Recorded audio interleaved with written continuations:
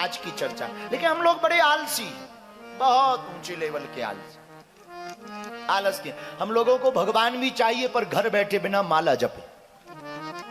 बहुत से लोग हमारे पास आते, गुरुजी कहां जा रहे हैं? तीर्थ जा रहे हैं। अच्छा, हमारे नाम से जल चढ़ा देना। ठटरी के बरे, तुम्हारे नाम से हम जल चढ़ाएं और तुम्हें मिल जाए, हलवा मिलेगा? हा? अरे कह भैया, हम खा ले और तुम्हारा पेट भर जाए, ऐसा हो सकता है क्या? हम लोग क्या करते हैं? अरे हमने बहुत दान किया, दान किया, पंडितों को कह दिया पाठ कर दो, पाठ कर दो।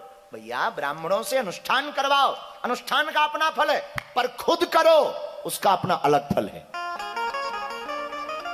ब्राह्मणों से करवाओ उसका अलग फल है, खुद करोगे उसका अलग फल है। लेकिन हम दूसरों पर ज्यादा निर्भय हैं, अपने आप पे, क्योंकि हम आलसी हैं ना। आलसी बहुत ऊंचे क्वालिटी के हो गए, आदत पड़ गई है।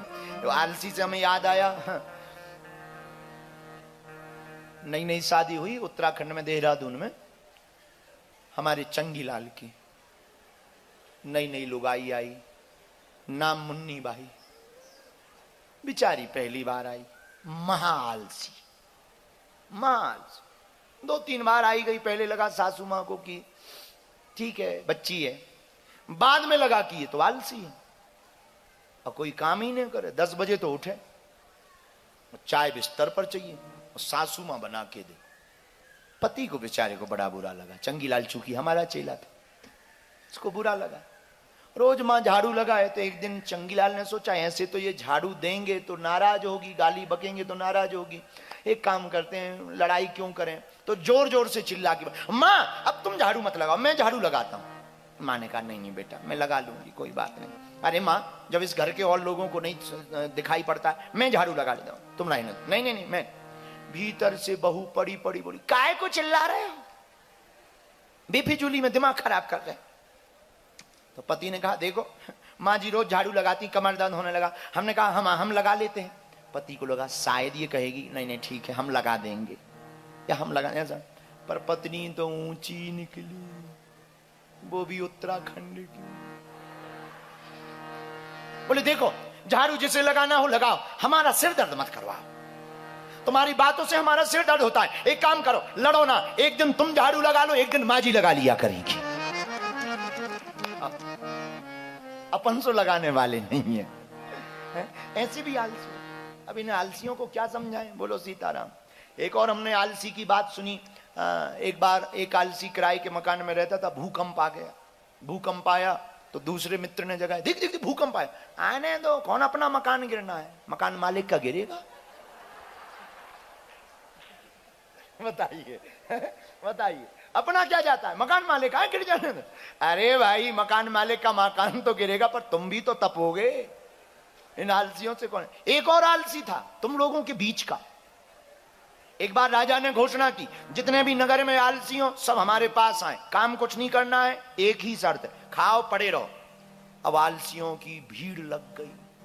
राजा ने कहा इतने आलसी तो होंगे नहीं, इतनी आलसी। मंत्री बोला हम चेक कर लेते हैं असली आलसी कितने हैं। तो जिस मकान में ठहराया गया वो घास फूस के मकान, आग लगा दी, आग जैसी लगी मकान जले, सो बाकी आलसी तो भाग गए, 2 पड़े रहे। एक बोला देख देख देख आग ऊपर लगी, दूसरा बोला बीड़ी जला ले। एक बोला देख आग ऊपर लगी, दूसरा बोला पड़े रहो बीड़ी जला लो। तो बोला बीड़ी जलाने कौन जाए ऊपर, थोड़ी देर में आग ही नीचे आने वाली है,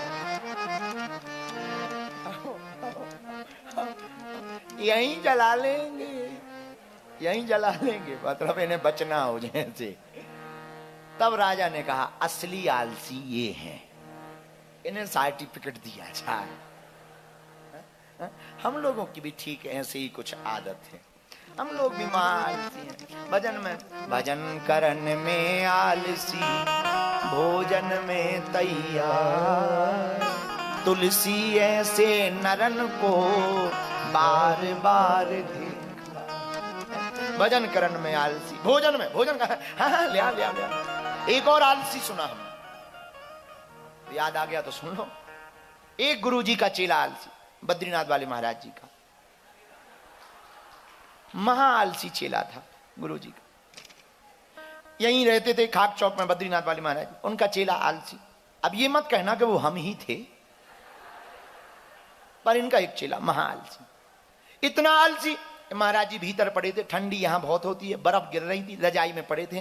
तो महाराज जी ने कहा, चेले बाहर एक गाय बंधी, गाय बारिश हो रही, बर्फ गिर रही, जाओ दूसरी जगह बांध दो। चेला बोला, गुरु जी, आग तापते हुए बोला, गुरु जी बंधन खोलने का काम तो आप जैसे महापुरुषों का, हमारे जैसे जीव तो खुद बंधन में बंधी, हम कहां दूसरे का बंधन खोल पाएंगे। फिर गौ माता, गुरु जी आप जैसे मां। गुरु जी ये समझ गए महाराज जी के गुरु चेला नहीं, गुरु ही फंस गया। बेचारे महाराज जी ने गौ माता को दूसरी जगह बांधा। कुछ देर हुई, गुरु जी ने कहा, बेटा लाइट चली गई, बर्फ गिर रही, अंधेरा है, पहाड़ों का काम, देखो बारिश बंद हुई क्या। गुरु जी ये बिल्ली अभी अभी बाहर से अंदर आई है, ये बिल्ली बाहर से अभी अभी अंदर आई। गुरु जी बोले, महाराज जी बोले खाक चौक वाले बद्रीनाथ वाले, अंदर आई तो क्या है? बोले हाथ फेर के देख लो।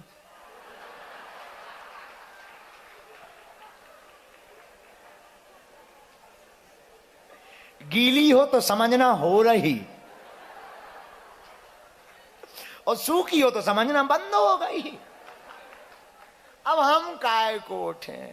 गुरु जी बोले बाहर में गया। और रात हुई, गुरु जी बोले भाई नहीं इतना काम करना है, नींद नहीं आ रही, ये दीपक जल रहा, लाइट है नहीं, तेल जल जाएगा, कल के लिए काम आएगा, पहाड़ का काम, नीचे से सामान कैसे ऊपर आएगा, बड़ी मुश्किल से आता है। पुरानी जमाने की बात, पहले बकरियों पे सामान आता था ऊपर, जब यहां पर कुछ लेने के लिए, तो बकरियों की पीठ पे 2-3 किलो राशन बांध दिया, तेल बांध दिया, वो ऊपर तक बकरियां आ जाती थी। तो कौन लाएगा? बंद कर दे, दीपक बुझा दे बेटा। चेला बोला, गुरु जी ठंड में कौन उठे? ठंड में पांव निकालने पे ऐसा लगता जैसे 14 साल का वनवास मिला। एक काम करो, आप आंख बंद करके विचार करो कि कुछ जल ही नहीं रहा है। बद्रीनाथ वाले महाराज जी बोले, जय हो तेरी। खुद ही उठे, फूंक मारी। अब हुई सुबह, सुबह हम लड्डू लेके आए, हम कहा महाराज जी भोग लगाओ खाक चौक के हनुमान जी को। महाराज जी ने भोग लगाया। अब सोचा कि चेला तो हमारा आलसी है, वो खाएगा नहीं, फिर भी आवाज दी, चेले लड्डू खाओगे? बागेश्वर वाले महाराज लाए हैं। गुरुजी गुरुजी गुरुजी गुरुजी दौड़ता हुआ आया, प्रणाम किया। आपकी 3 बातें नहीं मानी हमने,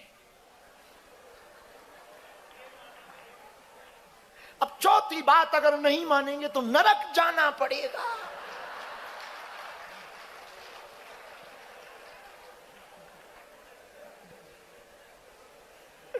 हम नरक जाना नहीं चाहते। गुरुजी बोले, ले पूरा ही खा ले। ऐसे भी आलसी होते।